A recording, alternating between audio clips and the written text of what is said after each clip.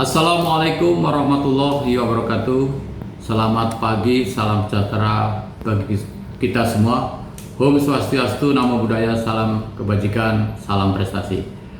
Mohon izin saya memperkenalkan diri. Nama saya Buang Turasno, dosen Politeknik Keselamatan Transportasi Jalan Tegal, program studi Diploma 3 Teknologi Otomotif. Pada kesempatan kali ini saya akan menyampaikan video pernyataan diri dosen dalam unjuk kerja Tridharma Perguruan Tinggi. Latar belakang pendidikan saya, yang pertama adalah Diploma 4 Transportasi Darat, Sekolah Tinggi Transportasi Darat Bekasi. Kemudian strata 2 Universitas Syekh Kuala Banda Aceh, jurusan Teknik Sipil Konsentrasi Transportasi. Selain latar belakang pendidikan, saya juga mempunyai pengalaman sebagai praktisi di bidang transportasi, baik di Dinas Perhubungan Provinsi, kemudian juga di Kementerian Perhubungan selama kurang lebih 33 tahun, mulai dari staf, kepala seksi, kasubdit maupun kepala Balai Pengelola Transportasi Darat di lingkungan Kementerian Perhubungan. Pengalaman sebagai praktisi di bidang lalu lintas angkutan jalan dan keselamatan sarana prasarana transportasi jalan serta pengujian kendaraan bermotor, khususnya dan transportasi darat pada umumnya. Semoga dengan pengalaman saya sebagai praktisi bisa menambah wawasan teori dan pengalaman praktek kerja di lapangan bagi mahasiswa dan mahasiswi Politeknik Keselamatan Transportasi Jalan Tegal, karena merupakan perguruan tinggi vokasi di lingkungan Kementerian Perhubungan. Untuk meningkatkan kompetensi pedagogik, saya sudah mengikuti pelatihan antara lain Pekerti dan Applied Approach. Untuk meningkatkan kemampuan dan menambah wawasan sebagai bekal dalam memberi kuliah kepada mahasiswa supaya up to date sesuai dengan dinamika perubahan global dan perkembangan teknologi, saya selalu mencari dan membaca buku, kemudian jurnal, mengikuti seminar dan webinar, serta mempelajari peraturan-peraturan dan perundang-undangan untuk menambah referensi dan literasi. Pada semester ini saya mengajar 3 mata kuliah dan salah satu diantaranya yaitu peralatan pengujian berkala kendaraan bermotor, dan mata kuliah ini dilaksanakan untuk semester 2 dengan beban 3 SKS, yaitu dengan 2 teori dan 1 praktek.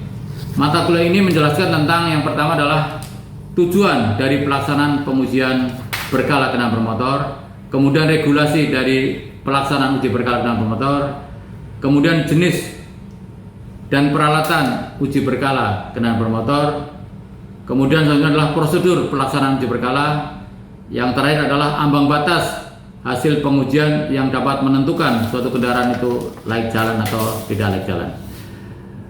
Setelah menerima mata kuliah ini, diharapkan mahasiswa yang pertama adalah mampu menguasai tujuan dan regulasi pengujian berkala kendaraan bermotor, yang kedua mampu menjelaskan jenis-jenis peralatan pengujian dan peruntukannya, yang ketiga sanggup menganalisa dan memutuskan data hasil pengujian berkala kendaraan bermotor, yang keempat mampu menyusun laporan pengujian berkala secara mandiri serta bertanggung jawab terhadap hasil pengujian yang diputuskan.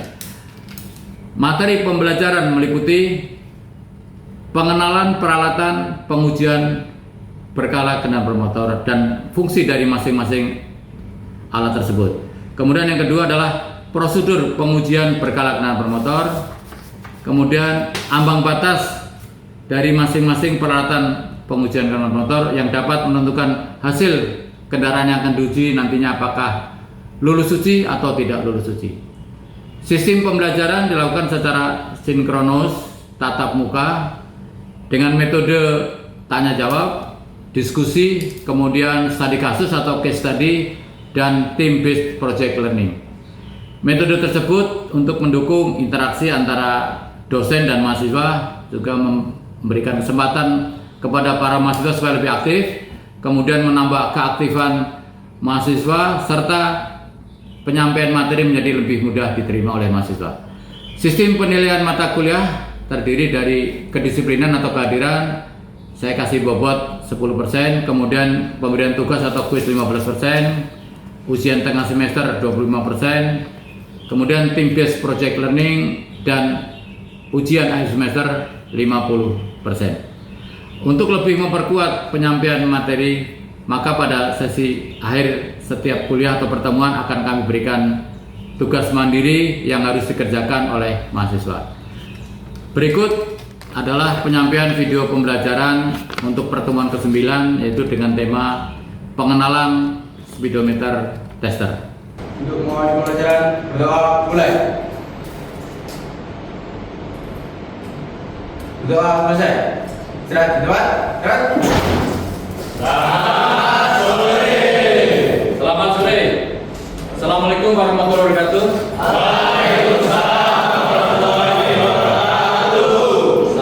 Salam sejahtera untuk kita semua.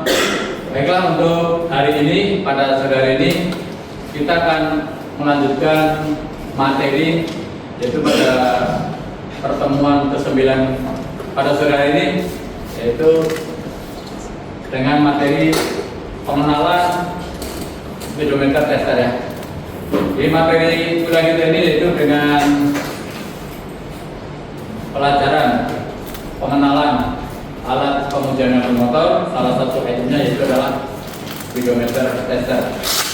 Nah, baik, sebelum kita lanjutkan ke pelajaran pada hari ini, siapa tahu dari antara adik-adik mahasiswa dan mahasiswi kalau ada pertanyaan materi pada pertemuan ke-8 minggu lalu, yaitu tentang headlight tester atau alat untuk mengukur intensitas cahaya lampu utama untuk kendaraan bermotor wajib uji. Mungkin ada yang ditanyakan, silakan sebelum kita lanjutkan. Saya Pak, izin bertanya Pak. Ya, silakan. Izin bertanya,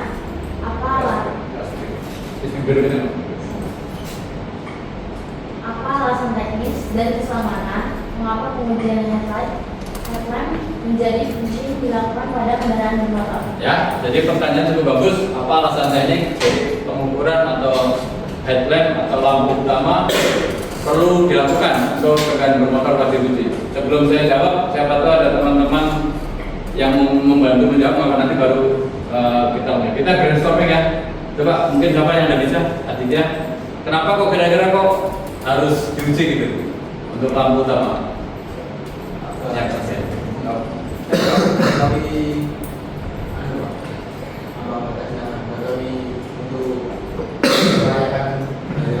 Ya, untuk mengetahui kelayakan dari lampu itu. Boleh, ada lagi satu lagi, kalau nggak nanti coba saya. Satu lagi kalau ada, nggak apa-apa ya. Jadi kenapa kok lampu utama atau headlamp ini perlu diukur? Karena ini adalah salah satu yang berpengaruh terhadap faktor keselamatan. Karena bisa saja lampu utama kendaraan bermotor, terutama kendaraan bermotor wajib uji, apabila tidak diukur, mungkin lampunya terlalu redup. Jadi kalau berjalan malam hari, apalagi pas gelap, pas hujan, dia bisa tidak jelas. Misalnya ada orang menyeberang, ada sepeda yang tidak ada lampu penerangannya, atau sepeda motor yang ya katakan lampu penerangannya tidak tahu-tahu mendadak. Jadi perlu diukur. Jadi tujuannya adalah ya seperti biar mudah kita jalan di kegelapan pakai senter. Dengan adanya desain ini supaya tahu bahwa kendaraan bermotor wajib uji lampu utamanya memenuhi ambang batas. Betul tadi jawabannya, memenuhi ambang batas. Jadi kalau lampu ini adalah satunya apa? Kandela. Berapa kurang satunya? 12.000 kandela ya. Jadi kalau kita kandela modelnya seperti lilin juga lah. Jadi seolah lampu itu kalau intensitas hanya 12 kandela berarti lulus atau layak jalan. Satu lagi kalau pertanyaan sebelum ke pertemuan ke-9 nanti mengenai speedometer. Ada satu pertanyaan lagi? Ada lagi yang mau ditanyakan? Kalau nggak ada ya berarti ada? Ya. Apa dari pendengaran suara lampu itu jika terlalu tinggi atau terlalu rendah? Oke, terlalu tinggi terus. Jadi mungkin langsung aja jawabannya ya. Kalau misalnya untuk headlamp atau lampu utama terlalu tinggi atau terlalu rendah, pertama kalau terlalu tinggi itu akan menyebabkan pengendara yang berada di depannya, kendaraan lain ya, Apalagi kalau kita bayangkan misalnya bus yang cukup besar atau mobil truk yang tinggi, sedangkan di depannya mobil kecil, misalnya mobil ya katakan misalnya merek Karimun atau merek apa, Wuling yang kecil lah. Kalau terlalu tinggi, makanya ada ketentuan bahwa ketinggian posisi lampu adalah 1,5 meter dari jalan, dari dasar atau dari tanah. Karena kalau terlalu tinggi itu menyilaukan, jadi bayangkan lampu yang tinggi langsung menyorot, termasuk kalau menyimpang misalnya terlalu tinggi, terlalu tinggi terlalu apa? Kalau rendah gitu enggak, kalau terlalu rendah tidak membahayakan di depannya tapi membahayakan pengendara sendiri. Karena kita bisa bayangkan lah kalau jalannya tiba-tiba depan ada tikungan mendadak, kalau rendah berarti tahu-tahu mendadak. Jadi harus normal. Jadi ya tidak terlalu tinggi terus. Demikian juga penyimpangannya juga tidak boleh terlalu kanan.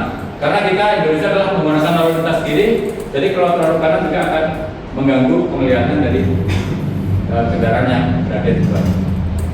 Ada lagi? Kalau nggak ada lagi, baiklah untuk hari ini kita akan mencoba sama-sama belajar tentang peralatan, salah satu jenis peralatan pengujian berkala motor yaitu speedometer tester. Ada yang tahu nggak kira-kira apa itu speedometer tester? Kalau tester berarti alat tanda. Enggak. Speedometer. Nggak apa, kita sampaikan dulu. Ya, speed artinya apa speed? Kecepatan. Meter ya ukuran atau jadi mudahnya itu speedometer tester adalah alat untuk mengukur kecepatan ya antara kecepatan putaran roda dengan kecepatan yang sebenarnya. Baik ya, lumayan lah, berarti ada yang udah mengetahui ya. Nah, ini cara kerja itu speedometer. Jadi kalau digunakan biasanya untuk kecepatan kendaraan di darat. Kalau di laut sebenarnya ada pakai knot ya. Kemudian di pesawat pun ada. Biasanya kalau ada insiden jurusan naik pesawat juga ada, tapi namanya speedometer. Jadi adalah mengukur biasanya kalau di di belakang kursi tempat duduk kita itu ada ketentuan mengenai garis garis itu ketentuan bahwa kecepatan pesawat di udara misalnya lah 900 km per jam. Terus kalau di darat mungkin sampai 1000 lebih. Ini menunjukkan bahwa setiap alat kalau di darat karena kita belajar tentang alat pengujian berkala dan bermotor, jadi yang adalah kendaraan di darat. Jadi tujuannya apa? Supaya pengemudi saat mengemudikan kendaraannya tahu berapa sih kecepatan. Jangan sampai nanti pada saat melewati ruas jalan tertentu yang ada batas kecepatan dia merasa masih pelan, ternyata kecepatan sudah lebih batas. Apalagi sekarang sudah ada headlight lah. Jadi terpantau naik auto beda. Jadi tujuannya itu supaya pengemudi itu tahu berapa sih kecepatan sebenarnya. Kemudian ini sama seperti alat ukur fisika lainnya. Jadi speedometer ini. Jadi tujuannya ya tadi. Jadi untuk mengukur berapa putaran roda dan ujung-ujungnya adalah ketahuan berapa dikonversikan berapa kilometer per jam. Ya. Jadi gunanya alat speedometer dasar itu untuk mengecek kendaraan motor wajib uji yang datang ke pengujian supaya melihat situasinya apakah masih sesuai antara kecepatan yang sebenarnya di jalan dengan putaran roda. Nanti adik-adik akan memahami. Ini satuannya kilometer per jam atau meter per hour. Miles per hour. Tapi kalau kita di Indonesia lebih sering pakai kilometer per jam. Kemudian kalau bicara speedometer itu ada dua tipenya, yaitu tipe analog. Kalau lihat analog ya seperti masih pakai jarum putaran. Di sepeda motor yang ya mungkin di bawah 2010 analog ya. Jadi kecepatannya begitu digas jarumnya seperti itu. Kemudian kalau yang sudah digital sudah angka. Ya kalau sepeda motor yang ya kalau masalah 2010 ke atas, kemudian juga kendaraan mobil yang semakin tahun-tahun baru itu sebenarnya sudah digital. Kalau digital langsung angkanya main. Misalnya kita gas motor atau begitu 40 km langsung 40,1 langsung jalan terus. Semakin kencang kita lihat dengan angin awal dengan arah yang ditampilkan pada speedometer ini. Ini yang digital ya. Kadang-kadang seperti yang model analog ini kalau kita lihat kendaraan yang tahun pembuatannya tuh tahun-tahun lama lah. Ada dibuat unik ya ataupun retro ya. Nah, kemudian yang digital seperti ini 0 berarti dalam kondisi tertentu. Tapi begitu jalan langsung jalan 10, 20, 30 semakin dikebut angka ini bermain ini. Yang memudahkan ada dua tipe, yaitu analog dan digital. Biasanya kalau yang menggunakan digital untuk kendaraan yang futuristik itu yang kendaraan ya untuk masa depan lah, ini lebih canggih ya, dan ini lebih detail, angkanya lebih detail, kemudian lebih teliti ya. Nah kalau cara kerja seperti ini mungkin tidak perlu terlalu adik-adik harus pusing kok harus hafalin, karena yang prinsip dari kita adalah mempelajari tentang nanti untuk speedometer tester. Kemudian kaitan untuk sistem kerjanya itu dikaitkan dengan transmisi ya. Jadi semakin ya kalau kita istilah gigi makin tinggi dari kecepatan. Bisa ada tabelnya. Kalau misalnya kendaraan bermotor racing biji masih manual, itu kalau gigi 1 kecepatan antara 0 sampai 20, kalau 20 itu harus pindah gigi 2 dan seterusnya dan seterusnya. Mungkin nggak selalu ini. Kemudian sistem kerjanya, ini secara teori ya, apabila kendaraan bermotor mulai bergerak, maka roda depan atau transmisi akan berputar. Nah, ini otomatis dia akan memutar gearbox, kemudian dia akan otomatis video yang dipasang gitu, kemudian dia akan hubungkan dengan kabel langsung ke speedometernya. Jadi untuk peralatan speedometer ini tujuannya yaitu merubah putaran roda, yaitu berapa RPM nanti menjadi angka yang mudah dipandang atau dibaca oleh kita sebagai pengendara, baik itu sepeda motor, kendaraan, tapi kita bicara tentang kendaraan bermotor wajib uji. Ini cara kerjanya seperti ini. Tadi sudah kami sampaikan ada input dan tipe pulsa ya. Tapi sekali lagi ini hanya pendalamannya, tapi nanti kita yang lebih penting pada saat praktek nanti ke laboratorium EO, nanti kita sama-sama melihat. Jadi intinya dua tipe tadi, baik yang analog maupun yang digital, prinsip kerjanya sama, yaitu putaran akan berubah ke dalam sinyal, kemudian yang memiliki frekuensi tertentu. Frekuensi ini kemudian dikirimkan ke mikroprosesor, kemudian diolah, diterjemahkan dalam bentuk angka maupun tadi jarum supaya kita sebagai pengendara mudah untuk membacanya atau mengerti dari kecepatan yang ada. Ya mungkin karena waktunya ya agak sedikit terbatas, jadi kita sampaikan intinya inilah speedometer tester ini bentuknya seperti ini nanti. Ya. Jadi ada rolling, kemudian kemudian nanti kendaraan sesuai dengan roda penggeraknya. Kalau kendaraan wajib uji yang dengan kendaraan roda belakang sebagai roda penggerak, maka kendaraan akan berjalan. Kemudian pada saat sumbu ataupun roda belakang pas di atas roller ini, maka dia berhenti. Kemudian pitnya itu turun, jadi seolah rodanya itu akan terjepit oleh roller. Ini kendaraan dalam kondisi hidup. Kemudian cara pengukurannya ini seperti ini nanti ya. Ini seperti ini ya contohnya. Jadi ini roda belakang, ini rollernya pada saat ini berada di tengah-tengah antara roller yang depan dan belakang. Kemudian gas dari kendaraan yang kita uji kita tekan dengan mencapai kecepatan 40 km/jam pada speedometer. Ya, pada speedometer yang kita sebutkan. Kemudian setelah sampai 40, jangan langsung ditekan, seolah kayak diangkat gasnya supaya tetap stabil di 40 km/jam. Nah, kemudian untuk melihat apakah kesesuaian antara kecepatan yang sebenarnya dengan putaran roda dengan yang ditunjukkan pada speedometer, kita melihat ke display monitor. Ada yang tahu nggak kira-kira berapa ambang batas bahwa kendaraan tersebut akan dinyatakan lulus uji? Berapa persen kira-kira? Ya, di speedometer yang di dashboard 40, tetapi di displaynya itu kira-kira berapa yang tahu? Supaya lulus berapa persen negatifnya atau berapa? 10% minus 10%, jadi berapa kecepatan? 36 nya kilometer ya. Jadi kalau misalnya di displaynya ternyata 36, itu minus 10% yang dari 40 km/jam. Terus kemudian positifnya berapa persen? 15. Jadi berapa angkanya? Berapa kira-kira ya? Tadi betul. 10% dari 40 berapa? 4. 40 kurangi 4 36. Nah, kalau 50% dari 40 kan 6 ya. Jadi berapa? 46 ya. Nah, jadi kalau misalnya nanti pada display monitor menunjukkan antara 36 sampai 46, berarti dengan tersebut lulus ya.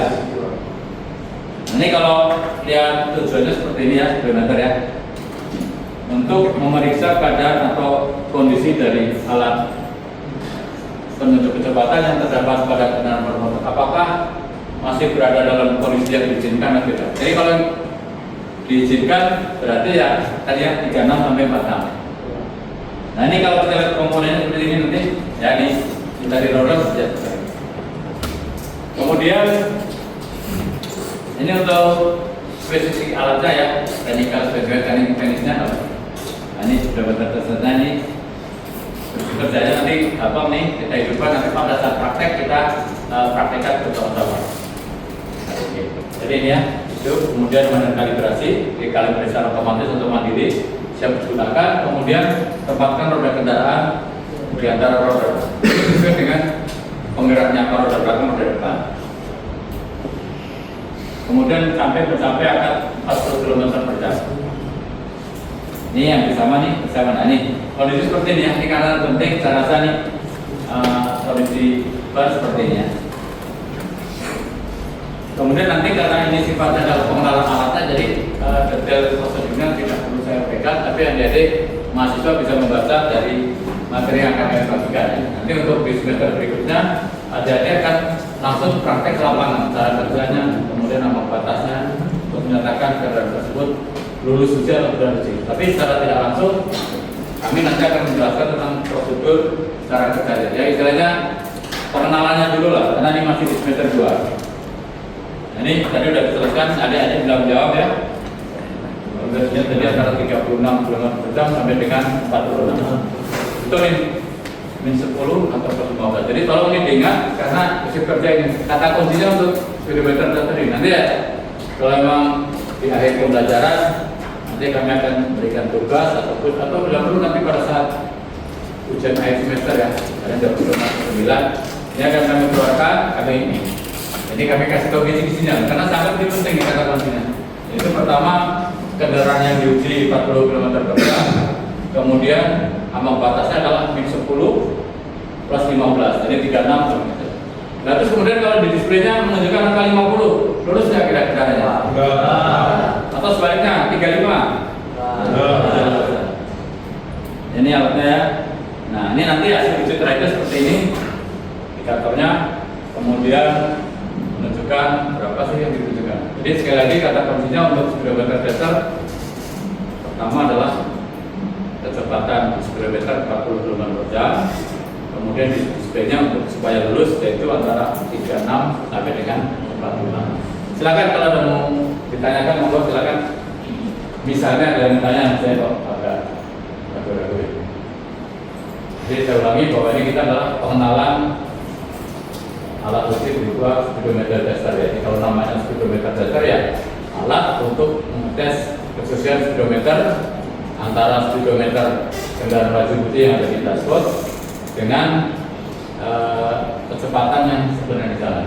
Karena kalau misalnya tanpa ada alat kontrol di jalan kami nanti adik-adik misalnya bawa mobil lah, katanya masih 30 km per jam, ternyata nyala banyak mobil, berarti nggak sesuai speedometernya ini.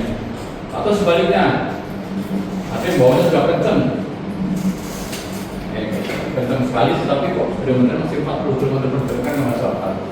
Kalau sebaliknya tadi kendaraan yang pelan kok sudah 70 km per jam. Nah ini, jadi supaya sesuai, walaupun tidak 100%, misalnya contoh, adik dari sini ke Semarang, ada jaraknya berapa?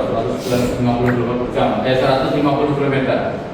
Kalau ada kecepatan 100, harusnya kan 1,5 jam sampai misalnya. Tapi ternyata kok 2 jam juga. Karena tentu saja ini ada faktor gesekan antara roda mobil adik dengan jalan. Yang kelewat itu jalan tol atau lewat pantura. Atau juga bisa jadi adik mengalami perlambatan pada saat padat, ini nggak dihitung. Atau saat misalnya masuk ke pintu tol itu kan ada perlambatan.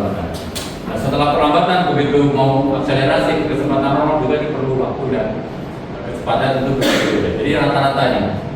Ada yang mau ditanyakan? Tadi sudah mahasiswa itu tunjukkan. Ya. Nama-nama dulu, lalu apa namanya? Izin mengenal diri, nama, Terang Muda, Muhammad Mario. Nanda Mario ya. Izin bertanya Pak, apa dampak yang mungkin terjadi jika speedometer pada kendaraan menunjukkan kecepatan yang tidak akurat Pak? Iya, bisa. Tadi kita ceritakan dapat mungkin akurat ya antara penampakan, kita bilang penampakan speedometer pada mobil JAD. Ini pertama kita bicara kendaraan mobil dengan kecepatan yang sebenarnya. Nah, kalau tidak akurat ada dua ya tadi kami jelaskan. Bisa saja kecepatan asli di jalan lebih tinggi dari speedometer. Speedometer masih 30 misalnya, ternyata sudah 50 km per jam. Sebaliknya kecepatan dari 50 speedometer 30. Nah, ini sangat membahayakan karena pengemudi ini tidak bisa memperkirakan kecepatan yang sebenarnya. Ini contoh kecilnya gini aja sebenarnya. Ini berarti tidak sesuai ada itu tadi. Ini mau ke Semarang aja, mau kemana misalnya, telepon lah, jarak tempuh 1,5 jam. Kok saya udah kecepatan 70 km kok nggak nyampe. Jadi ini tidak bisa memastikan kapan kira-kira akan sampai. Kemudian faktor lain yaitu tadi, misalnya ini ekstrimnya, ada suatu ruas jalan yang dibatasi kecepatannya, karena ada jalan tol 60 sampai 80. Nah, aja direkomendasikan kecepatan maksimal 80, walaupun beberapa jalan tol lebih dari 100. Ini takutnya kalau misalnya tidak sesuai Mas Mario tadi, di speedometer masih 80, ternyata kecepatannya sebenarnya 120 misalnya. Nah begitu ada kamera headlight itu ketahuan ternyata Mas Mario pada ruas jalan tol misalnya kilometer 100 sampai 105 misalnya kecepatannya di 140 km per jam. Mas sudah jadi, apalagi mobil baru itu biasanya kadang-kadang mesinnya sangat kuat, teknologinya jadi lari 140 masih stabil.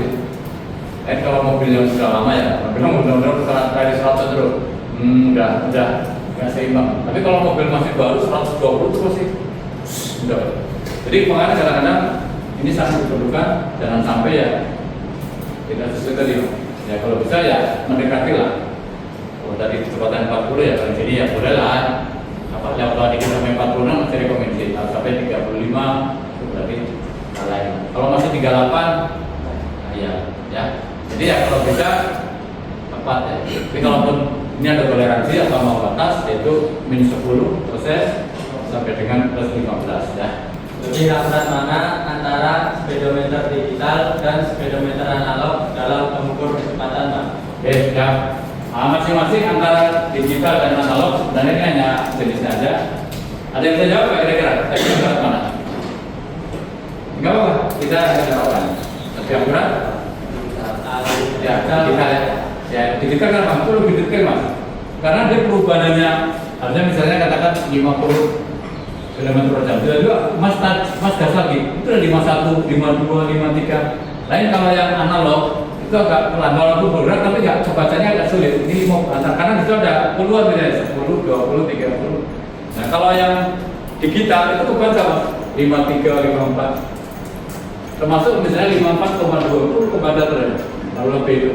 Hanya kadang-kadang yang digital ini peralatannya mungkin agak sedikit repot, agak sulit dan apa? Biasanya kalau begitu rusak sedikit aja kabelnya yang itu biasanya errornya lebih cepat ya. Kadang-kadang ada plus minusnya. Plusnya tadi lebih detail, lebih angkanya lebih terinci, tapi ya itu tadi perubahannya kalau ada komponen yang rusak sedikit aja, kayak komputer aja, begitu rusak sedikit loh. Memang ya. Mungkin demikian ya. Baik, kalau tidak ada lagi, terima kasih atas atensinya selama belajar. Nanti ya kita ketemu minggu depan. Mohon maaf kalau ada hal yang kurang berkenan ya. Mungkin saya menjelaskannya tidak terlalu jelas. Nanti kita kalau ada pertanyaan atau akan nanti kita coba dulu. Baik, terima kasih atas perhatian dan atensinya. Saya ini dengan Assalamualaikum warahmatullahi wabarakatuh.